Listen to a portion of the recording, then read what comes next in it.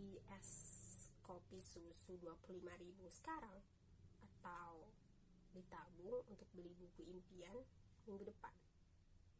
Sering gak sih dihadapkan dengan pilihan yang bikin bingung kayak gini? Hidup kita itu isinya ya pilihan, mulai dari hal sederhana seperti milih mau makan apa hari ini, sampai yang lebih serius seperti milih jurusan kuliah.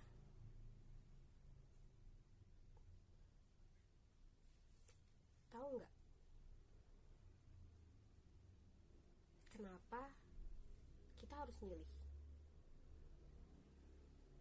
Karena uang kita terbatas, waktu kita terbatas, sedangkan keinginan kita tuh gak ada habisnya.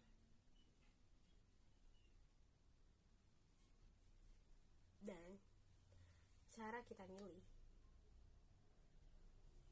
cara kita buat keputusan, itu ada ilmunya. Disinilah the art of choosing dimulai. Selamat datang di Permata Learning Journal.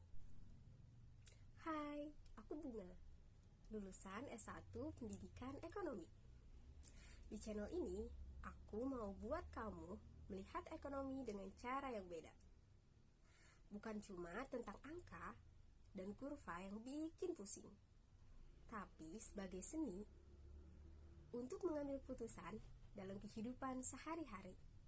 Nah, untuk kamu, terutama yang anak SMA nih, kenapa sih harus banget paham ekonomi? Yuk kita bedah.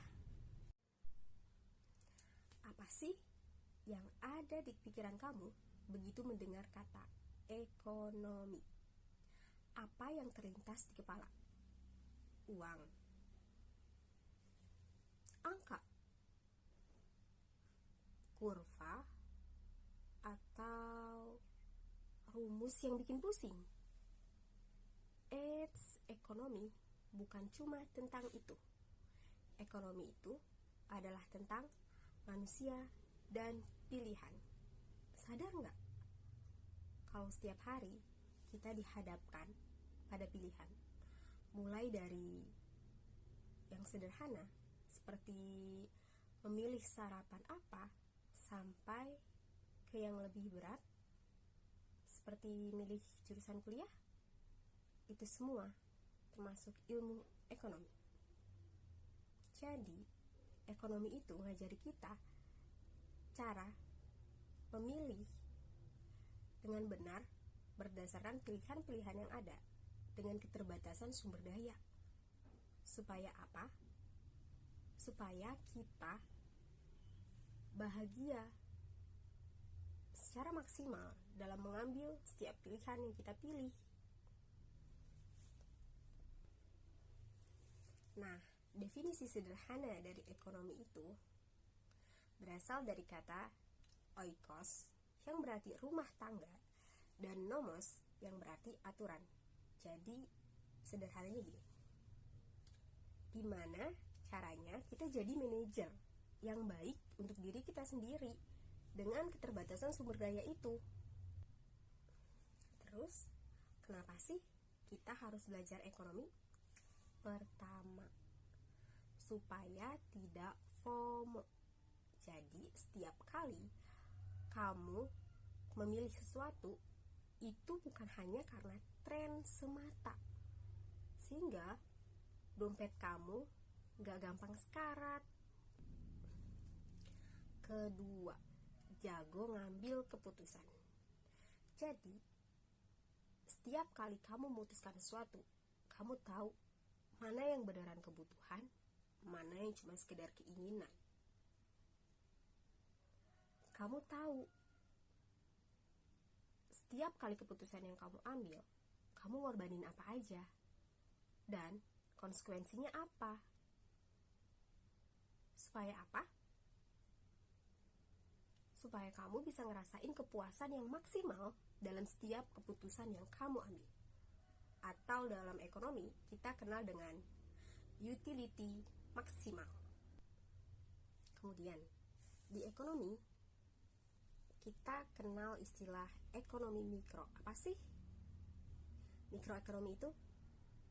Jadi gampangnya gini, ekonomi mikro itu melihat bagian terkecil dari potret ekonomi. Ibaratnya gini, kamu lihat sesuatu pakai kacamata pembesar, maka kamu akan lihat bagian terkecilnya. Contohnya, interaksi penjual-pembeli, keputusan bisnis yang diambil satu perusahaan, atau keputusan kamu dalam mengambil pilihan. Itu maksudnya adalah ekonomi mikro. Nah, kebalikannya ada ekonomi makro. Kalau ekonomi mikro kita melihat gambaran kecilnya, kalau ekonomi makro kita lihat gambaran besarnya. Ibaratnya gini, kamu lihat sesuatu pakai teropong, maka yang jauh sekalipun akan terlihat. Contoh bahasannya apa? Contohnya itu inflasi, pengangguran, pendapatan negara. Oke, sekarang kita masuk ke ekonomi dalam kehidupan nyata. Aku kasih contoh diri aku sendiri ya.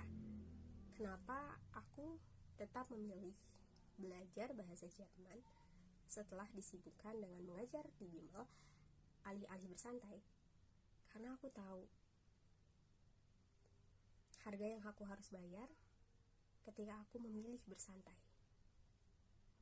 Belajar bahasa Jerman membuat aku punya kesempatan untuk mengejar Duale Studium Master Bildung Management di Jerman.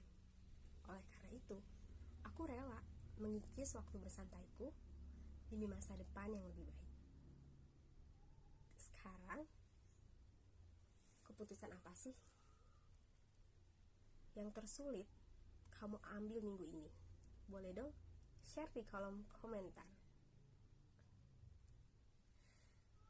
Video selanjutnya kita akan bahas masalah utama daripada ekonomi, kelangkaan. Jangan lupa like, komen, dan subscribe. Sampai berjumpa di video berikutnya. Cuy.